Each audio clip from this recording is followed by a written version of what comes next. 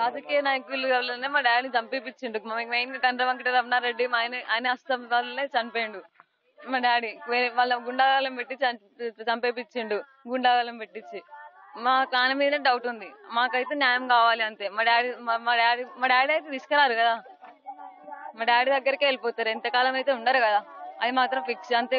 మాకైతే న్యాయం కావాలి. మా డాడీని చంపించిన అంతే.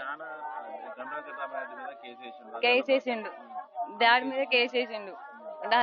మళ్ళీ డాడీకి అసలు బీఆర్ఎస్ ఉన్నప్పుడు కూడా పీడీ యాక్ట్లు అన్ని చాలా కేసులు పెట్టి 3-4 months జైలు ఉన్నాడు.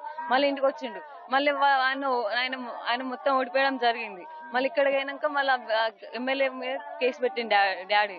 మళ్ళా ఇక్కడ కాళేశ్వరం మేడిగడ్డ మీద కేసు వేస్తే దీనిది కూడా అనుమానం ఉంది.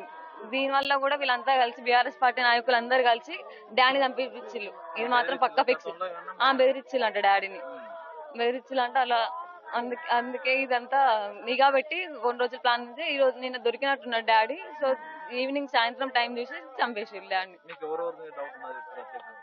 మెయిన్ అయితే గండ్ర వెంకట రమణారెడ్డి మీద ఉంది డౌట్ అయితే. హరిబాబు వీళ్ళందరూ కలిసి ఈ రేణుకుంట్ల కొమరయ్య వీళ్ళందరితో గుండాలం పెట్టించి వీళ్ళు చంపిల్లు. రేణుకుంట్ల కొమరయ్య వాళ్ళ ఫ్యామిలీ ఇక్కడ ఉంటారు, ఇక్కడ గోవాలపల్లి ఉంటారు. వాళ్ళు చంపించి మాకు న్యాయం కావాలి.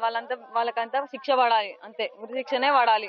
మా డాడీ దగ్గరికే పోవాలి. వాళ్ళు కూడా ఎంతకాలం అయితే ఉండరు కదా, వాళ్ళైతే కావాలి అంతే. నాకు అయితే మనిషి రారు కదా, వాళ్ళు కూడా పోవాలంతే. ఎంతకాలం ఉండరు, మాకైతే న్యాయం జరగాలి. నేను రాజలింగమూర్తి వాళ్ళ కుమారుని, వాళ్ళ అన్న కొడుకుని.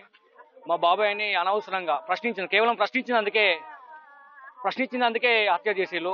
దీని వెనుక టీఆర్ఎస్ గుండాలు, భూపాలపల్లి మాజీ ఎమ్మెల్యే గండ్ర వెంకటరామరెడ్డి, అతని అనుచరులు గండ్ర హరిబాబు గారు, అలాగే మేడిగడ్డకు సంబంధించి మా బాబాయ్ కేసు వేయడం జరిగింది.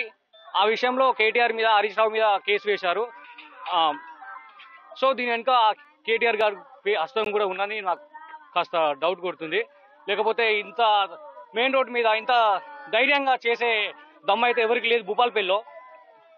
సో దీని వెనకాల కేటీఆర్ గారు ఉన్నారేమో అని నా అనుమానం.